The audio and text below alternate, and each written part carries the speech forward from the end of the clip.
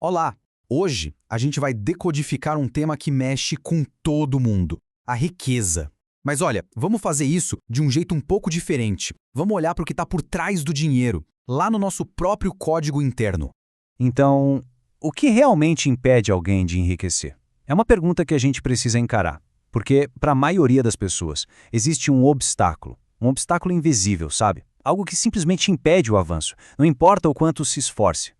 E a resposta, na maioria das vezes, é bem desconfortável. O problema principal não é a falta de dinheiro. Vamos começar por aí, desconstruindo talvez o maior mito de todos, aquela ideia de que o que falta é uma chance, uma porta aberta. A realidade é que, nunca na história a gente teve tanto acesso. Cursos, livros, informação gratuita de altíssima qualidade. O conhecimento está literalmente na palma da mão, disponível para qualquer um que decida buscar. E aqui está o ponto central. Consumir todo esse conhecimento sem colocar em prática não é estratégia. É só entretenimento. Tem muita gente que estuda sobre finanças, mas pouquíssima gente que realmente executa. Certo. Se o problema não é a falta de informação, então onde é que ele está? A resposta está em barreiras que a gente não consegue ver, mas que nos prendem todos os dias. E essa é uma das prisões mais eficazes que existem. A vida não está ruim o bastante para forçar uma mudança drástica, mas também não está boa o suficiente para ser plena. Esse conforto morno, sabe? Ele é um inimigo silencioso do crescimento. E aqui a gente tem uma pista fundamental. O autor T. Harv Eker, lá no livro Os Segredos da Mente Milionária, ele introduz um conceito-chave, o modelo de dinheiro. Pensa nisso como se fosse uma programação interna, sabe? Que fica rodando em segundo plano o tempo todo. Esse tal modelo, então, é um conjunto de crenças que a gente vai absorvendo desde a infância, e ele funciona no piloto automático, ditando nossas reações, nossas decisões com dinheiro, sem que a gente nem perceba. Então, vamos aprofundar um pouco mais nesse jogo interno. É como se cada pessoa tivesse um termostato financeiro, sabe? Ajustado para um certo nível de sucesso, e é difícil passar daquela temperatura. Essa tabela aqui mostra o contraste de uma forma muito clara. Olha só a coluna da esquerda. O foco é no patrimônio líquido, existe um compromisso real em ser rico, a mentalidade é de abundância. Agora olha para a direita. O foco é no salário do mês. É só um gostaria de ser rico. A mentalidade é de escassez. Isso aqui não são só crenças, são sistemas operacionais diferentes, que geram resultados, completamente opostos. E a ciência comportamental até dá um nome para um desses bugs do nosso software mental, é o efeito disposição. É aquela tendência quase racional de realizar lucros pequenos rápido demais e de segurar os prejuízos por tempo demais, sempre naquela esperança de uma recuperação.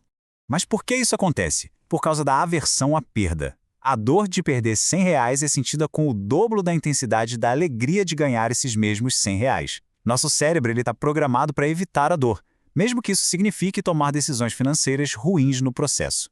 E no nosso cotidiano, essa programação se revela de formas bem sutis, nos chamados gastos invisíveis e nos pagamentos sem atrito, como, por exemplo, em aplicativos, onde o ato de gastar ficou tão fácil, tão rápido, que o cérebro nem registra mais como uma perda real. E olha só o impacto disso. Um gasto que parece totalmente irrelevante. R$ 8 por dia, isso se transforma em quase R$ 3.000 no final do ano. Um valor que poderia tranquilamente iniciar um bom investimento ou uma reserva de emergência. Ok, acho que a gente já entendeu bem o problema. Agora vamos para a solução. O ponto de virada não é sobre o que acontece lá fora, no mundo. É sobre uma mudança que acontece aqui dentro. Essa citação da especialista Priscila Zatti é fundamental. A ideia não é se privar de tudo. Não é sobre restrição. É sobre compreender para onde o dinheiro está indo. É trocar a restrição pela consciência. Então, o ponto crucial é este. A mudança não começa com o aumento de salário. Ela começa com uma decisão. A decisão de organizar, de planejar, construir um sistema. E como é que se transforma essa decisão em algo concreto? Uma ferramenta poderosa para isso é o método SMART. Ele pega sonhos vagos e transforma em metas claras, específicas, mensuráveis, alcançáveis, relevantes e com prazo, um tempo definido. Isso dá direção, dá foco. Uma vez que a decisão foi tomada e as metas estão claras, Aí sim é hora de construir a estrutura que vai sustentar essa nova realidade financeira. E essa construção segue passos bem lógicos. Primeiro, o controle absoluto, saber exatamente o fluxo do dinheiro. Segundo, priorizar o que mais destrói valor, como as dívidas com juros altos. Terceiro, automatizar tudo o que for possível para o sistema funcionar sem depender só da nossa força de vontade. E quarto, revisar periodicamente, porque, a vida muda. A riqueza, no fim das contas, é uma mudança de postura. É parar de ser um passageiro que só reage ao que acontece e assumir a liderança da própria jornada financeira. Então, a verdade que liberta é esta: o obstáculo não é o dinheiro, ele é só uma ferramenta. Ele está lá esperando que a estrutura, tanto a interna quanto a externa, seja construída para que ele possa finalmente fluir. E assim, a nossa análise de hoje termina com essa pergunta. Uma reflexão que, no fundo, só pode ser respondida individualmente. A estrutura interna, a mentalidade, o sistema, tudo isso está pronto?